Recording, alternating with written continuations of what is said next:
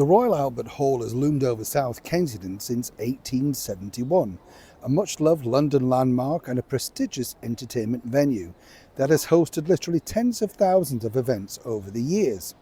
Along with the likes of music, comedy, sport and pageantry, there have been political, religious and social gatherings, many kinds of things that have happened inside the hall.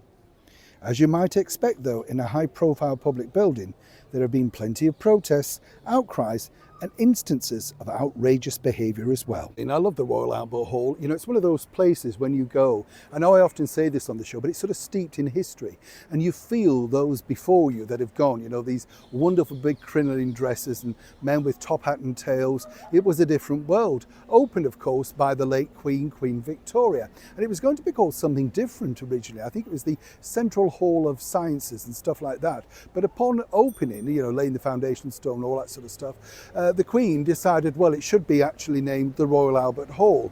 And that was the power that she had. Nobody dares say, well, no, we prefer this name. That was the deal, you know. Now, the Royal Albert Hall has literally loomed large, as I say, for many, many years, over 150 years now. And it's one of those places that when you go past, you do think, wow, it still looks as spectacular today as the day that it was opened. And naturally, full of all sorts of things, ghosts and stories that really are left untold.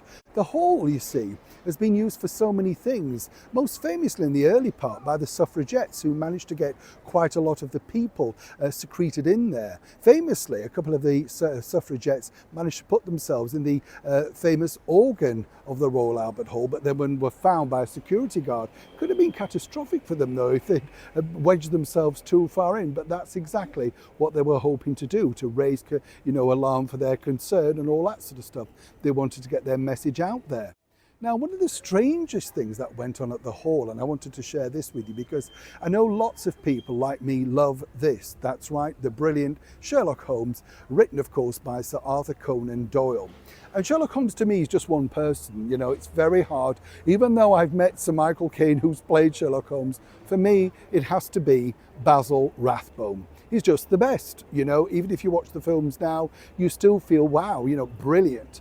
Now, what was interesting, as I say, about Sherlock Holmes and Sir Arthur Conan Doyle, he truly believed in spiritualism and the afterlife, and really always said, a little bit like Houdini, that when he passed, he would return. Well, he passed at the relatively early age of 71 years old in July 1930. And what was fascinating was, more or less very quickly, they decided to host something of a spiritual gathering at the Royal Albert Hall, in the hope, because he'd said it, that the famous author would return. Let me explain. On July the 13th, 1930, just 6 days after the death of the famous Sir Arthur Conan Doyle, and of course spiritualists, thousands of believers attended the hall that evening, where they heard the medium Estelle Roberts converse with spirits on stage. Now, this really was the biggest plug. You know, they were hoping to see re-emerge or rehear from Sir Arthur, literally in the hall. An empty chair had been left on the platform next to that of Arthur Conan Doyle's widow, Jean, in the hope that the ghost of the author would join them. Suddenly, Roberts looked at the supposedly vacant chair and dramatically announced, "He is here." Her eyes moved as if she was seeing an invisible form approaching her, and she remarked, "He is wearing evening clothes." Let me explain, this was a very lucrative, shall we say, show, gig, whatever you want to call it. And apparently, according to his widow Jean, the medium spiritualist basically told her something that only could have been passed to her by Sir Arthur. Nobody else would have known it. And she was convinced that, in fact, he had returned. So much so, she told the rest of the audience. And then they were literally amazed. They planned more of these things, but they sort of fizzled out because what the audience really wanted to see was either some kind of apparition or indeed the chair moving. And it wasn't really enough just for the spiritualist to be told she got a message and then the widow to agree it.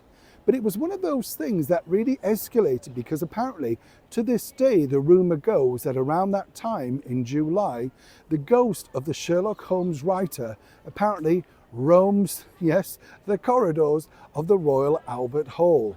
And it's fascinating to think as to whether, because of course he was such a wonderful, ingenious storyteller, he passed this on to his widow, his wife, or indeed was it genuinely true? I'll leave it up to you as elementary, my dear chums.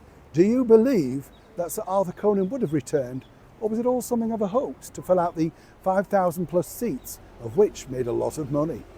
New Sean in the very heart of London.